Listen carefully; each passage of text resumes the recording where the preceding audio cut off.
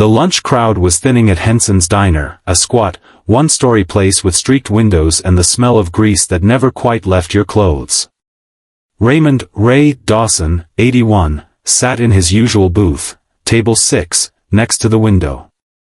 He came every Sunday, rain or shine. Same order. Same quiet nod to the waitress. Black coffee, no cream, local paper folded twice. Today, the hum of the room dulled. Then stopped. A new manager had taken over recently.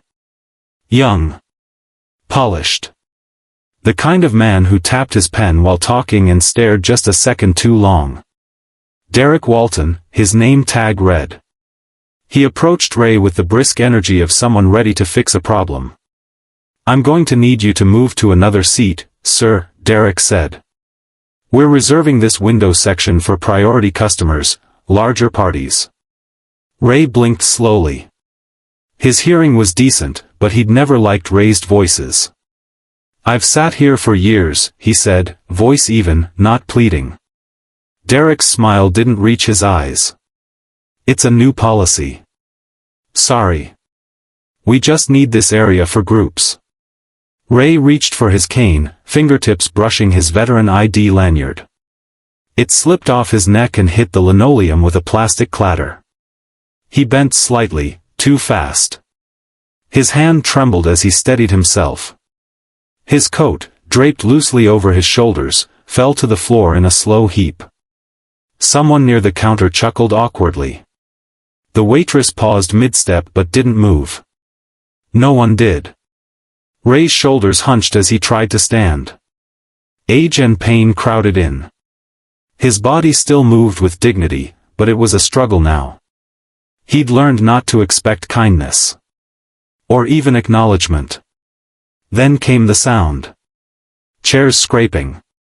3 Navy servicemen, seated quietly in a booth 2 rows down, rose without a word. Lieutenant Commander Mason Lee. Petty Officer Jordan Vega. Chief Specialist Darnell Brooks. They didn't speak. They walked. Toward him. And everything in the room changed. Ray Dawson was born in 1943 in a narrow farmhouse east of Prescott, Arizona. Dust roads, a crank radio, and quiet mornings thick with cattle sounds. His father worked the railway depot. His mother sewed dresses for neighbors in exchange for eggs and butter. When Ray turned 19, he enlisted, not because of patriotism, not entirely, but because the world seemed too wide to ignore. He became a Navy corpsman in 1962. Stationed first in Yokosuka, then Da Nang. They sent him to Vietnam with the 3rd Marine Division. Medical support, they called it.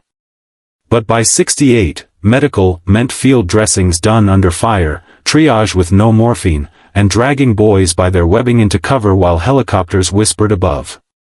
He earned the Silver Star during Operation Scotland II, near Hill 689, just outside Khe Sanh. A squad had gone silent, ambushed while patrolling. Ray ran toward the noise. 5 bodies pulled from the mud. 2 he carried himself, 1 he shielded during artillery burst. He remembered none of it afterward. Just the taste of blood in his mouth and the red-soaked dressing slipping from his belt. When he came home, 1 leg was gone below the knee. The rest of him, doctors patched together. He never told anyone about the nightmares. Or the guilt. VA sent him checks. He never asked for more than what was due. He settled in southern Arizona. Bought a little prefab home with wheelchair access and a car that didn't need washing. He kept it clean anyway. For dignity's sake. Every Sunday, Ray walked, yes, walked with a carbon fiber prosthetic, to Henson's Diner. Not because the food was good. It wasn't. But the light at that table, just under the front window, hit his coffee cup at 9:35 a.m., like clockwork. That light reminded him of quiet mornings in the Corps. Briefings. Sand-colored walls. Folding chairs. The slow, sacred pause before chaos. He didn't wear his medals. Didn't mention his service. But he kept the veteran ID around his neck, in case he fell. And because some part of him still wanted someone to know. People in town knew him. Not deeply, but enough to nod. The waitstaff rotated every few months. Kids between semesters. Single moms juggling tips. Ray never needed much. Just coffee, the local paper, and peace. He'd read quietly, fold the paper once he was done, and slide a $5 tip under the salt shaker. Some days he'd watch families at other tables and wonder where the years had gone. He never married. Had chances, maybe. But something inside him had always stayed in the field. On that hill. With the boys he couldn't carry. In the afternoons, he'd return home. Watch the news at low volume. Write letters he never mailed. Some to names long lost. Some to himself. Then sit outside until the sun softened. He wasn't lonely exactly. But he had become small in the world's eyes. The country had moved on. Veterans now wore newer uniforms, had different wars and different wounds. Ray watched quietly from the edges. His era was a closed chapter. Mention Vietnam in a diner and you got either silence or small nods of discomfort. No one asked. He never offered. But every Sunday, table 6 was his. That small square of sunlight, coffee steam curling upward, and the sound of plates clinking from the kitchen, these things stayed. Until Derek Walton arrived. The new manager was maybe 28, with polished shoes and quick smiles. He brought spreadsheets and flow charts to a place that ran on routine. Ray noticed the shift quickly. Prices crept upward. New signage appeared. Premium seating area, tags at tables near the window. Ray ignored them. Until he couldn't. The day Derek first approached him, Ray had already unfolded his paper. The sports section. A story about a local football player getting recruited.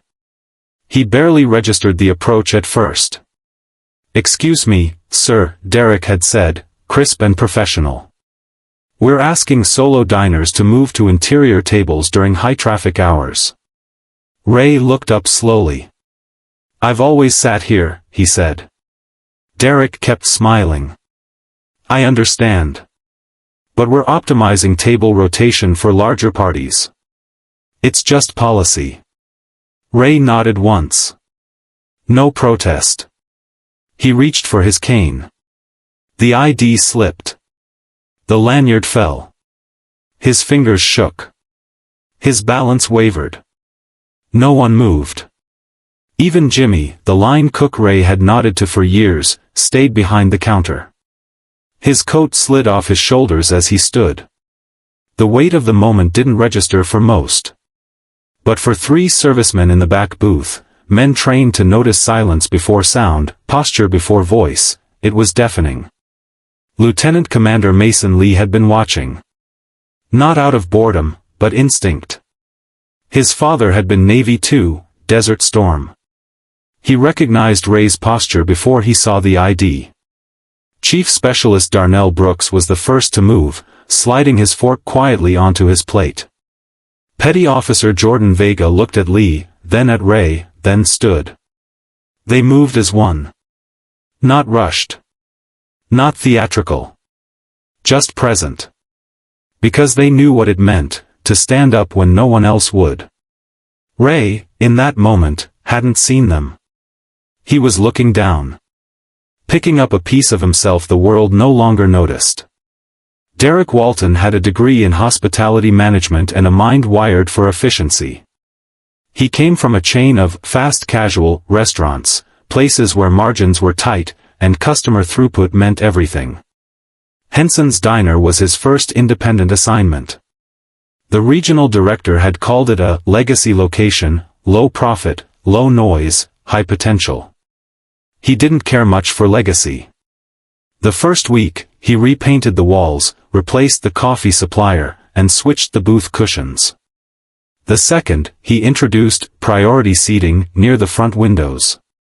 Guests love sunlight, he explained at the staff meeting. They linger, post about the ambience, tip higher. Table 6 was the crown jewel. Perfect light, great visibility. But Ray Dawson sat there every Sunday. Quiet. Predictable. Unprofitable. Derek watched him from the register. One coffee, no refill. No dessert. No family. An empty chair across from him like a scar. The $5 tip didn't matter to Derek. That seat could turn over 4 times in an hour. And Ray was costing him Yelp photos. So he waited. Let a few Sundays pass. And then one morning, decided it was time. "Excuse me, sir," he said, stepping briskly to the booth. "I'm going to have to ask you to move to a different table." Ray looked up. "Is there a reason?" "Yes," Derek said, rehearsed. "We've reserved the front section for large parties. You're welcome to choose any of the interior tables." Ray's hand moved to his cane. The other hand reached for the edge of the table. His ID, disabled veteran, U.S. Navy 1962 to 1985, slipped from around his neck and hit the floor. The noise was soft. But in the silence that followed, it sounded like glass breaking. Ray bent forward. Too fast. His coat slid off his shoulders. His balance shifted. He stumbled slightly, one foot, the prosthetic, catching on the booth's edge. No one helped him. The new hostess, just hired the day before, turned away to adjust menus. The cook kept wiping the same spot on the counter. The waitress, Megan, paused near the coffee machine, eyes darting. No one moved. The ID card lay face up on the floor, the laminated edges yellowed, the words still clear. Ray steadied himself. Took a breath. Reached for the lanyard with fingers that trembled more now than they had a year ago. Derek watched. And said nothing. Ray stood fully, coat in one hand, ID in the other. His cane tapped the floor once, then again, steadying him. "I've always sat here," he said, quiet, calm. Derek shrugged. "Things change." In the back, a customer whispered something. Another one shifted uncomfortably. But no one spoke. Ray glanced toward the door. For a moment, it seemed like he might leave. Then came the sound of chairs moving. Slow. Measured. 3 servicemen rose from their booth. Lieutenant Commander Mason Lee had stopped eating mid-bite. Chief Specialist Brooks had set his napkin down. Petty Officer Vega's eyes hadn't left Ray since the moment he stood. They crossed the floor without a word. Their uniforms, pressed and sharp, bore subtle insignia. Naval ranks, patches from distant bases. They positioned themselves beside Ray, not touching, not crowding, just present. Derek stepped back, momentarily uncertain. "Gentlemen," he said. "Can I help you?" Lee didn't answer. His eyes were on Ray. Ray straightened. A breath left him, long and low. He looked up at Lee, then Vega, then Brooks. "I'm fine," he said. Lee didn't move. "Sir, we're with you." Ray's eyes closed briefly. When he opened them, they were glassy. Not from weakness. From memory. Derek's voice wavered now. "This area is for..." "Quiet," Lee said, finally. It wasn't loud. But it carried. The room hushed. Ray returned to the booth, lowering himself slowly. The waitress appeared suddenly with a fresh cup of coffee. She didn't meet his eyes. She placed the cup down gently, like an apology. Derek stood by the register, lips tight. In the corner, someone began recording on their phone. The tension hung like dust in sunlight. But the damage had already been done. Derek tried to save face afterward. Told his staff Ray was being difficult. Suggested the three servicemen were causing a scene. But people had seen. Word spread fast in a town like this. Ray returned home that day a little slower than usual. He placed the ID gently back on its hook by the door. Sat at his kitchen table. Didn't touch the coffee he'd brought home. That night, his phone rang twice. Unknown numbers. He didn't answer. He didn't need the fuss. Monday morning, the local VFW post commander called. "We heard," he said simply. "We'd like to take you to lunch next week." Ray declined, politely. "I'm all right." But the next Sunday, when he returned to Henson's, something was different. The plaque hadn't been there before. Small, brass. Nailed into the wood near table 6. It read, "Reserved for those who served with dignity." Ray read it once. Didn't touch it. Just sat. Sipped his coffee. Folded the paper. Same table. Same light. Outside, the sky was overcast. Inside, the room was still. But something had shifted. And it wasn't going back. Lieutenant Commander Mason Lee didn't move right away. He watched. He'd seen that kind of silence before, years ago on a dry base in Kandahar, when an old staff sergeant bled out in the dust and nobody knew his name. Silence was what happened when people didn't know what to do. And it always happened right before someone stepped forward. Ray Dawson had just bent to pick up his ID. The plastic card, a simple, faded badge declaring "Disabled Veteran, U.S. Navy 1962 to 1985, lay on the floor like a discarded receipt. No one in the diner had moved. No one had reached to help. But Mason knew the gesture. The steadiness of Ray's movement despite the tremor. The quiet calm that held his spine straight even as his coat slipped to the floor. Mason knew, because he'd grown up watching his father, another Navy man, move just like that. Beside Mason, Petty Officer Jordan Vega sat with his fork frozen midair. Chief Darnell Brooks had already set his down. They didn't speak. They didn't need to. Something had shifted in the air. When Ray stumbled, they rose. No words. Just presence. They walked quietly, their boots silent on the tile. Not rushed, not loud. It was the kind of movement born from formation drills and ceremonies, measured and precise. Their uniforms were crisp. Their eyes forward. They approached Ray and stopped beside him. Lieutenant Commander Lee looked directly at the manager. "Sir," he said, voice low, "please remain seated. We've got this." Ray, startled, glanced up. For a second, his confusion met Mason's gaze.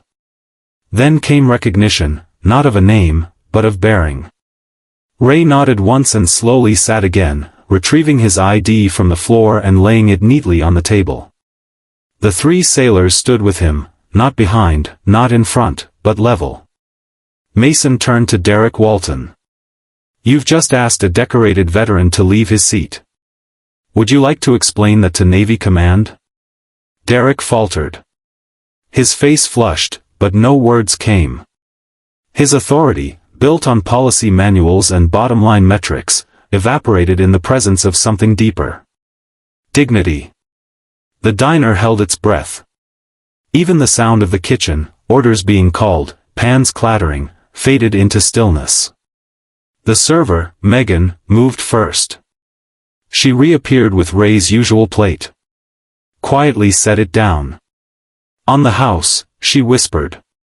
No one responded. No one needed to. Brooks took the opposite seat across from Ray. Vega slid in beside him. Mason remained standing for another beat, then sat next to Brooks. Their uniforms filled the booth like shields.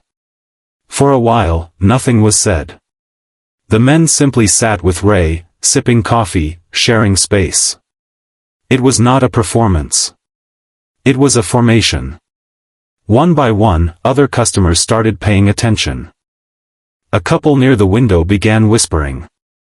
A man at the counter lifted his phone, filming discreetly. A middle-aged woman left her table, paused near Ray's booth, and placed a small note beside his coffee. Ray didn't look at it right away. He kept his eyes on the window, where the light was beginning to shift as clouds passed overhead. The plaque hadn't been installed yet. That would come later. For now, it was just him and the men who chose to see him. It wasn't loud. There were no declarations. But the silence changed. Derek disappeared into the back office. He didn't emerge again. Later, Vega would post online, "We didn't plan to stand." But then, he stood alone. And we knew what that meant. And that would be enough. For Ray, who had learned to carry his dignity in silence. For Mason, who remembered his father's funeral, where only 2 men came to fold the flag. For Brooks and Vega, whose service was shaped by the men who never asked for thanks. They stayed an hour. Then quietly stood. Each man gave Ray a brief nod. Nothing more. When they left the diner, they didn't look back. But Ray did. And for the first time in years, he didn't feel invisible. Ray Dawson did not return to Henson's diner the following Sunday. The seat by the window remained empty. The light still fell across table 6 at 9:35 a.m., just as it always had, but the booth sat untouched, as if holding space for something not yet finished. The brass plaque remained, polished now. Megan, the waitress, wiped it each morning. She did it quietly, before the doors opened. No one asked her to. It just seemed right. The week after the incident, Derek Walton resigned. Officially, it was called a realignment opportunity. He left town before anyone could say otherwise, his car packed at dawn, his goodbye texts to staff unanswered. Rumors said he'd applied for a managerial role in Phoenix, but no one bothered confirming. Riverstone was small. Word traveled. Reputation stuck. And Derek's smile, always a little too tight, had long since worn thin. In his place came Elena Soto, a quiet woman with steady eyes and a background in nonprofit kitchens. She didn't change much. Left the coffee alone. Removed the premium seating signs. Kept the plaque. On her first day, she walked the dining room before opening. Stood by Ray's booth. Read the plaque in silence. Then moved on. Ray, meanwhile, stayed home. His prosthetic leg had been bothering him, a raw spot just above the socket. Nothing serious, but enough to make each step feel heavier than the last. He didn't mention it. Just took shorter walks. Spent more time by the window, watching the quiet street. Mail arrived from the VFW. Cards signed in different handwriting. A folded letter from a Navy unit in San Diego. A box containing a framed photograph, 3 men in uniform, standing beside a diner booth, one with his hand on Ray's shoulder. The photo was unsigned. But he recognized them. He placed it on the mantel. The phone rang more often. Old voices, distant but familiar, filtering through static. Men he hadn't spoken to in years. Some asked if he needed anything. One said nothing at all, just breathed deeply, and hung up. Ray didn't mind. Silence wasn't emptiness. It was memory, dressed in soft clothes. On Tuesday, he received a call from Lieutenant Commander Mason Lee.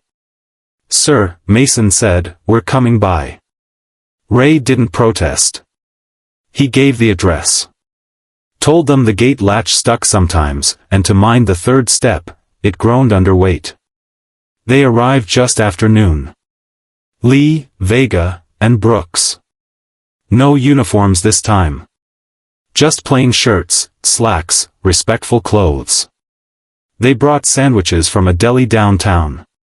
Ray made coffee, though his hands trembled more than usual. No one mentioned it. The four men sat at the small table by the window. The sunlight caught dust in the air. The hum of the refrigerator filled the silences. They didn't speak much. Just sat. Ate slowly. At one point, Brooks pulled a folded note from his wallet. Placed it on the table. "You wrote this," he said quietly. "To the unit. After Hill 689. Ray squinted at it. The paper was thin, yellowed, edges soft. He didn't remember writing it. But the signature was his. Lee read it aloud. "To those who were lost, and to those who carried the loss." The rest of the words were brief. Steady. A voice written by someone still bleeding, but standing. When the reading ended, no one spoke. Then Vega stood, walked to the small bookshelf against the wall. He ran his fingers along the spines. Picked out a thin volume, an old training manual. He smiled. "My dad had this," he said. "Used to say it was full of things nobody remembered how to do anymore." Ray chuckled softly. They were right. Outside, a breeze picked up. The screen door creaked against the frame. They stayed until the coffee ran out. When they left, Ray stood at the porch. Watched them walk to the car. Brooks turned before getting in. Saluted. Not sharp, not theatrical. Just a quiet gesture. A mark of respect between men who understood something unspoken. Ray returned the gesture with a nod. The next Sunday, he dressed early. Shirt pressed. Pants sharp at the crease. The prosthetic still hurt, but he moved with care. With intent. When he arrived at Henson's, the door was already open. Elena nodded to him from the counter. Megan brought his coffee before he sat down. At table 6. The light was just reaching his cup. Ray opened the local paper. Read slowly. The sports section first, then obituaries. Near the back, a small article. Veteran honored quietly at local diner, Lieutenant Commander Mason Lee, Petty Officer Vega, and Chief Specialist Brooks recognized for intervening during a recent incident involving decorated Vietnam veteran Raymond Dawson. No photos. Just a column of text. Ray folded the paper. Slid it under the salt shaker. Outside, a child's voice rang out across the parking lot. A laugh. Then silence. Inside, someone asked about the special. The day moved on. Ray sipped his coffee. Same seat. Same table. Same light. But now, the room watched differently. Not out of pity. Not even guilt. Out of awareness. That something had happened here. That someone still mattered. And for Ray Dawson, that was enough. Ray didn't say much during those visits that followed. But he didn't need to. Every Sunday, the booth was his. The plaque remained untouched, the surface bright with quiet reverence. And slowly, something else began to take shape around him, not attention, not spectacle, but presence. A new waitress, Kara, started asking about the war, not the blood or politics, but the people. What kind of men served with him? Whether they laughed. Whether they came home. Ray's answers were simple. Sparse.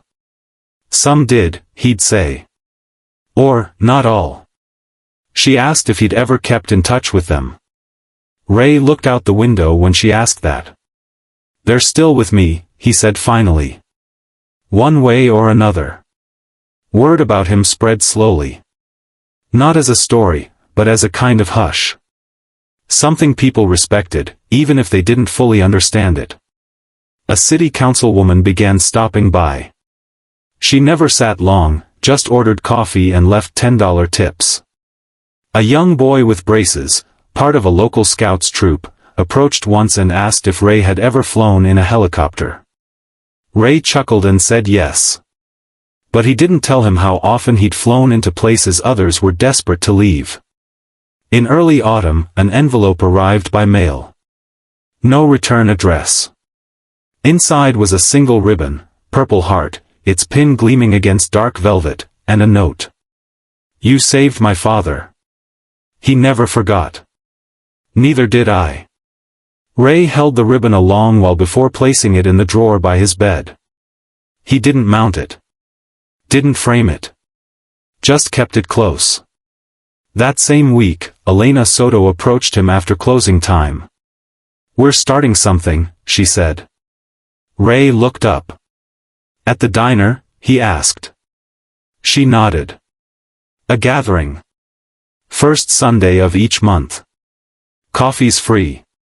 No speeches. No ceremonies. Just chairs and names.